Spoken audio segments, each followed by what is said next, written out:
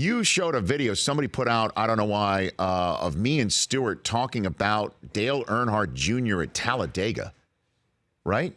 In like 2000 or something like that? Yeah, it was sent the year after. I think it was a year after the accident. Okay. At Daytona. Yeah. 02 then. Would that have been right before? Yeah. Yeah, I left in 03. So it was about Dale Sr.? Is that what it was? Well, at any rate, it's about, Talladega.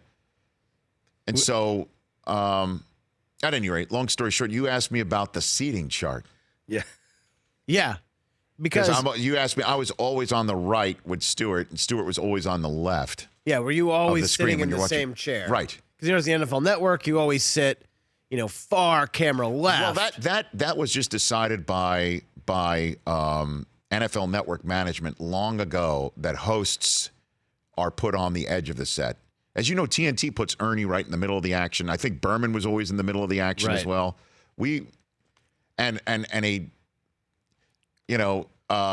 won't say anybody's name here, but an idol, an absolute goat in the sports television business would be like, why don't they put you in the middle of the set? I'm like, that's not my call. No big deal. But in SportsCenter, whoever was there the longest got the choice of the two seats on the SportsCenter set. And is one considered a better seat than the other? No, I don't know. I think it was all. I got to ask Dan this or other people who have been there back in that day. I don't know if it's that way anymore because, again, I don't know. Obviously, Van Pelt, there's just one seat. So it just was comfortability or comfort or just superstition. Just you're comfortable on that side. And so Stu liked to sit camera left. He was always on. When you're looking at the screen, Stu loved the left seat. Yep.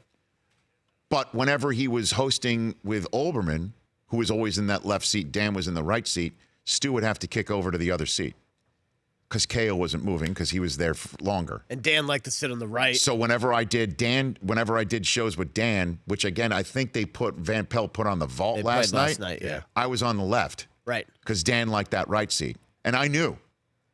Like, there was never any sort of tug of war going down to the set. Like you knew on SportsCenter which seat you wanted or you had to have based on who was more senior.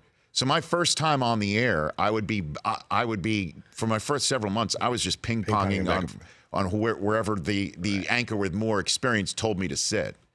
Yeah, because with Larry Beal, your first one, you on the were left. On the left, right. And then Stu loved the left seat, so I was always on the right seat, and thus forevermore, with me and Stewart, I'm on the right and he's on the left. Did you like one better? I could care less. Yeah, it doesn't matter to you. But whenever I had a show with somebody my junior, which began to happen more and more often, and Trey Wingo accused.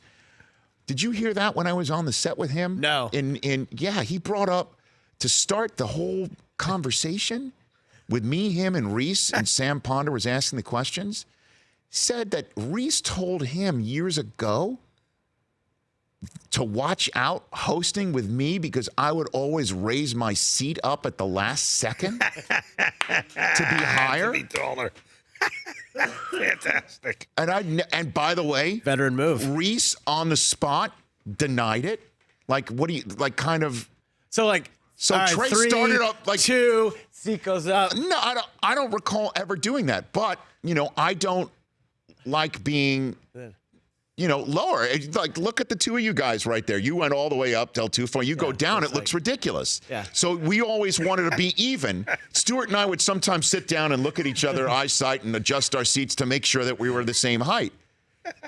And on occasion, I would just to bust his stones, just raise my seat up like 1 second before, and then he would raise it up, and the producer would tell us to knock it off. But I never would do that on purpose just to, He said that Reese told him, watch out when you do a show with Rich, he's going to raise his seat up on you. That's great. That's how this conversation, my reunion amazing. Back after 16 years started in Nashville. And I'm like, are you kidding me? So that was like starting a little bit of a war with, it's not a war. It was great, a delight to be with them. But it put a little burr in my saddle to start it off. So when Trey's asked a question, this was last week on Nashville. Sam asked him a question about your favorite draft moment or something like that. And he starts off by saying, I think it was in 2002, I was interviewing Roger. That's how he said it, like that. And I just said, what, Rabbit? Who's Roger? Which Roger? Rabbit? I'm like, are you dropping the commissioner's name? Wow. Because he was my Roger well before he was your Roger. And now he's Rock with So that was Roger. my version of like raising the seat on him in the middle of this. Great. Oh, my God. For more of The Rich Eisen Show, tune to Audience Channel 239 on DirecTV for free on BR Live or download the Rich Eisen Show app.